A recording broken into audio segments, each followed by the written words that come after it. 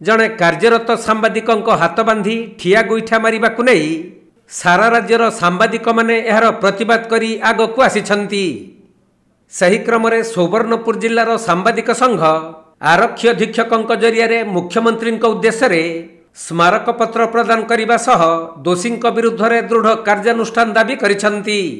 तो 22 तारीख रे जने सांबादिक गोटे गाँ के भिजुआल करवा लगी जाइथिले गोटे बाड़ा निम्नमानर काम होजे बोल करी जे हिसाब रे तांको माड़ दिया जाइए एटा पूरा बहुत बहुत निंदनीय है, बहुत इटा कड़ा अपमान भी है। और इथिले बोल करी सांबादिक सुरक्षा आईन जे हिसाब रे सब बेले दाबी करा जे गवर्नमेंट को से भी सुनवार कथा और गवर्नमेंट अति शीघ्र ये आईन लागू करा जाओ और दोषी विरुद्ध रे कठोर कठोर दंड दिया जाओ इटा आमर दाबी। बहुत आंदोलन हवा राजरास्ता रे आंदोलन हवा आ जना पड़वा जे ओडिसा शासन व्यवस्था बोल के किछि नै न जेंटा कि ओडिसा सरकार भी इटा गुरुत्वर सह नबार कथा। तबे गत 4 दिन तले बलांगीर जिला पुईतला थाना अंतर्गत कुल्थीपाली गाँ को जड़े सांबादिक जाई सेठारे हेउथबा एक निम्नमानर ठेका काम को नहीं खबर संग्रह करुथिले। एही समय रे संपृक्त ठेकादार उत्त्यक्त होई तांकर किछि गुंडा श्रेणी लोकंक सहित मिसी सांबादिक विजय कुमार प्रधान हाथ गुड़ बांधि अकथनीय अत्याचार करने सह ठिया गोईठा मारिथिले। तेणु सही माड़मरार भिडियो सामाजिक गणमाध्यम भाइराल हेबा परे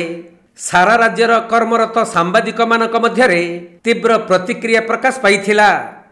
परे पुलिस अभियोग पाई 2 जन को गिरफ्त करिथिबा बेले मुख्य अभियुक्त को गिरफ्त करने सहित दोषी विरुद्ध में दृढ़ कार्यानुष्ठान नेबा पई सुवर्णपुर सांबादिक संघ दाबी करिछि। देखो ये घटना के लेकिन हम तो दौड़ निंदा करूँ सोनपुर वर्किंग जर्नालीस्ट जहाँ थी सब आज समस्ते एक हो छुट्टी दिन में भी आज एसपी सार को आम डाकिक आज आम दाबी पत्र जड़ेछू जे तार उपरे आम मुख्यमंत्री को एड्रेस करके एसपी थ्रू आम पठेचु आज दाबी पत्र आउ तार उपरे दृढ़ कार्यानुष्ठान लगे आम समस्ते आज सार को दाबी कर एसपी सार को आम सब बड़े सांबादिक मैंने अत्याचारित होचु एवं राजनेता पाखु सब चाला चामचमा पाखु आम सब अत्याचारित होचु एवं आक्रमण शिकार भी होचु मझे मझे जेनटा कि सरकार गोटे तार उपरे गोटे कड़ा आईन करूँ जेनटा कि आगामी दिन में केते जेनटा कहीं साहस भी नहीं करेंगे केते अटैक करवार लगी आम आम काम के आम फ्रीडम दिया जाऊ